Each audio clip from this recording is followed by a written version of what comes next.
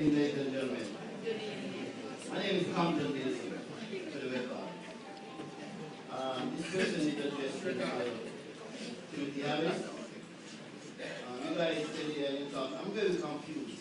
I was never a supporter of the labor party. I never voted anything this, but I'm very confused with the things that you guys are saying today. You guys go together with all these guys. And talk about debt.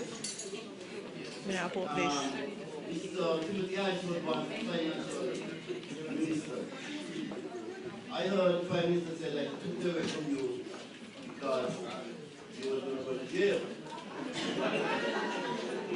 Now, there was an incident where there is an individual who had owed $50,000 in revenue. You said that you accepted $6,000. So I would like to know what happened to the other $40,000. Since it's in so much debt, did you accept $6,000? What happened to the other $40,000? That's one. The other thing about the swap for land. I'm not here to speak on the Prime Minister's behalf, but I believe the reason why the Prime Minister did that is because there are people, labor and farm, who get in land in St. Kitts, pay down $100, 3 and 4 years past, and they haven't paid a cent.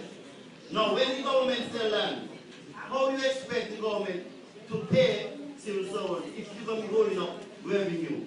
Maybe he did the swap for land because the IMF was on his case.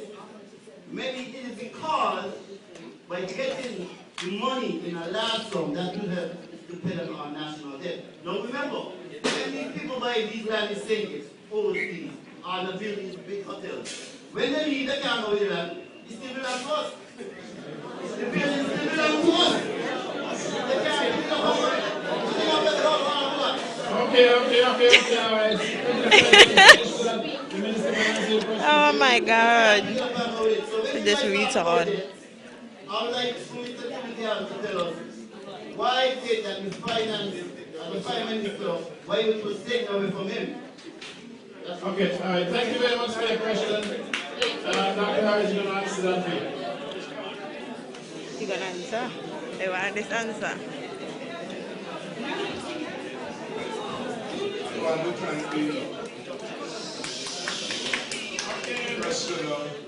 For the question posed, and to remind you and to remind the audience that it wasn't me. It was a High Court judge who said that Dr. Douglas is a stranger to the truth. And therefore, anything that Dr. Douglas says, we must take it with a dose of God. Truth is never something that comes easy for a Prime Minister. The second judge, I like that. Benjamin Hussein, said recently when we had a case in relation to the appointment of Jason Hamilton, that the Prime Minister, when he had 3 ways to do things right in the appointment of Jason Hamilton, chose the wrong way. Is that a man whose words and ways do we want to believe? With respect to the Rams matter, the Prime Minister knows that that is a lie. Sensible people knows that has to be a lie. How could anybody take up $50 million from a government and give it to somebody? And the Prime Minister knows, and he hasn't done one thing about it. It is a lie. Could never happen. I have never signed, nor can I sign one government check. Any check has to go to the Treasury. Any check has to be signed off by the Treasury. Ask anybody in the civil service, when Dr. Douglas speaks his political hogwash, you all have to appreciate this is a liar that is speaking. In an event at all times, I was junior to him. If I did anything wrong, he had a duty as a boss to correct it. So he can't come now to say something was done wrong and I left it. that would be a reflection of his poor leadership and the dishonesty of his leadership. Tell him, not me. I never signed off anything in relation to Rams. He had a case with Rams started before I became the Minister of Finance. 2000 to 2004. The government took Rams to court. A Solicitor General in the Office of the Attorney General, OUHULA, he was from Africa, I believe, took the case up for the government. The government lost the case and had to pay Rams and them $145,000 in the court of first instance. The government decided to appeal the case. The government went to Barbados to the firm of Cheltenham and Cheltenham, paid them hundreds of thousands of dollars no doubt. And Cheltenham advised the government had no case. They brought in a man from Canada. His name spelled D-O-U-G. He advised them again what the council had advised them. They had no case against Rams and they ought to settle this matter that they had been carried about for a long time. Before my time, I became Minister of Finance in 2008. That matter went to the court in 2006 and before. Dr. Douglas knows that I have nothing to do with that matter. Never been in a meeting with Rams in relation to any matter. Most I did when the matter came up in 2009. I asked about it and they told me that the lawyers in Barbados, the tax consultant that advised, listen, you all need to find a new mechanism of evaluating Rams because you all have no case. What we advise is that you settle this year and find a proper basis for moving forward under a new arrangement. I brought that information to the cabinet. The cabinet met on it 4 times. 4 times. Harris cannot write off any debt in government. Harris, Timothy Harris, this poor boy from Tabernacle, has no such authority. Or any other minister. Can't happen. Political hogwash. And I will go so far to say Dr. Douglas has no shame whatsoever to attempt to slanderize my name like that. And to you today, you know, Rams is in somewhere in Florida fighting for his life because he's not able. Dr. Douglas is using this opportunity to scandalize a businessman who been in St. Kitts longer than I have been there. Longer. You think them a foolish business people would let somebody come, Timothy just come in the last shower rain, and he's going to mess up all of his business. Kishu has more money than anything else. Kishu did well on the Labour before Douglas. Did well on the PAM. Did well on the Labour now. And will do well on the unity government. He doesn't need me to give him money. I would be a fool to take $50 million and to give to Kishu. And I can't do it. Dr. Douglas was the one. And you know, this thing came up when he removed me as Minister of Finance. Kishu was born. He went and he spoke to somebody in the media. And he said Dr. Harris was the best Minister of Finance the country has seen. Well, what Kishu thought is what everybody in St. Kitts and Nevis knows. I am a performer. I am a performer. And I perform well in every ministry that he has put me. You can't find one thing because before God and man, my hands are clean. I will say to you, Dr. Douglas's hands are dirty. And his mind is even more dirty. But the point is, and I have this at my hotel, I will leave a copy with Alva. The decision came to me from Joseph Edmead of Old Road in November. And Joseph Edmead said in writing that the cabinet made a decision to accept $6.5 million from RAMS. Not me. The cabinet of which Dr. Douglas is a part. In fact, and chairman, in fact, at one meeting at which it was being discussed, Sam chaired the meeting, I don't know if Sam you recall, and Cedric said, you probably want a few sensible things, Cedric said. Cedric said, let him pay all the money up front. That was recorded in the minutes, and I got documents. Me ain't no fool, you know. I have documents! Documents! And so I challenge Dr. Douglas, show the evidence. He has none. The man is just being nasty, bad, and devilish. That is why we must get rid of him quickly before he destroys others. He sent, he himself, you know, and you know it's amazing. Dr. Douglas did not like what Kishu said. Dr. Douglas wanted to use the tax matter to mess up Kishu because Kishu dared to say Tim was a good minister of finance. That is the nature of the leader we have. Too many people, all you have to do is to criticize. And he has no use for you. He has nothing in terms of the rams, as Sam said, can't happen.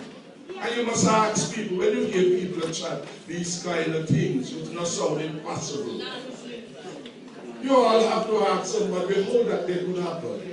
And why up to now he ain't happening? You think he has love in his heart for Timothy? He would have glad by now to have something because for him, I am a threat to him. That is why every meeting he has, he can't pass beyond Harris. Because you see, many things he can take. Can't take my dignity, can't take my love for country. They can't take my sound mind, which I have. Thank you for that. So this thing called grants is a no-go. He signed off on it. And he signed off on it, and I will say this, in November 2009. Because you know what he said? He said he didn't want to make an enemy of Rams anymore going into the general elections. Ricky Skerritt said to him, well, PM, you're fighting the man, and the lawyers say that you have no case. If I were Kishu, I would help the opposition. He decided 4 times the matter before cabinet. At one point he said, and it's all in the minutes, that he wanted to go and to speak to the Attorney General because it was the Attorney General he told to deal with the matter. So how have we suddenly come in here?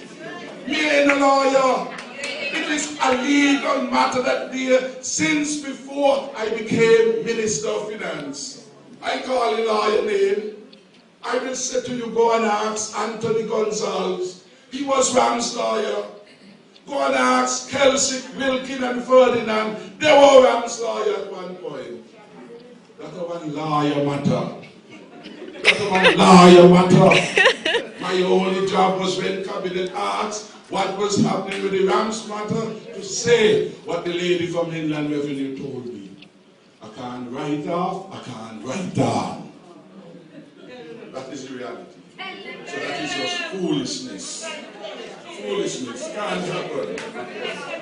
And on this notion of jail, Dr. Douglas would have glad if he had things to jail some of us. He doesn't have anything.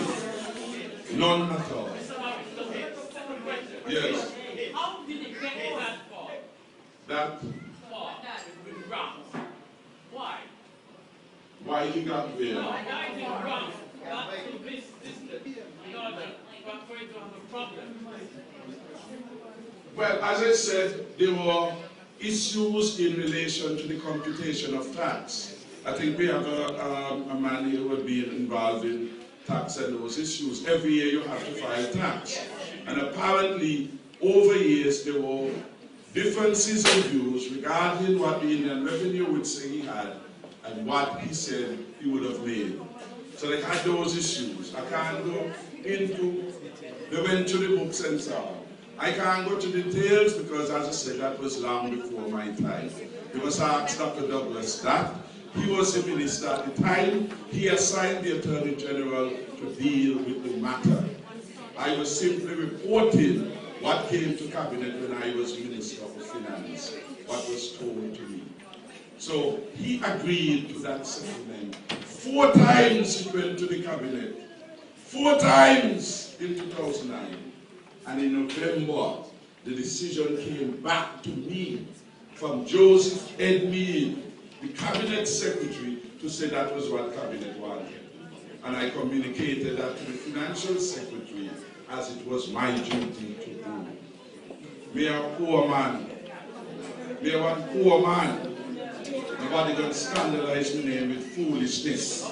Understand? This land for debt swap again. We need not make excuse for Dr. Douglas.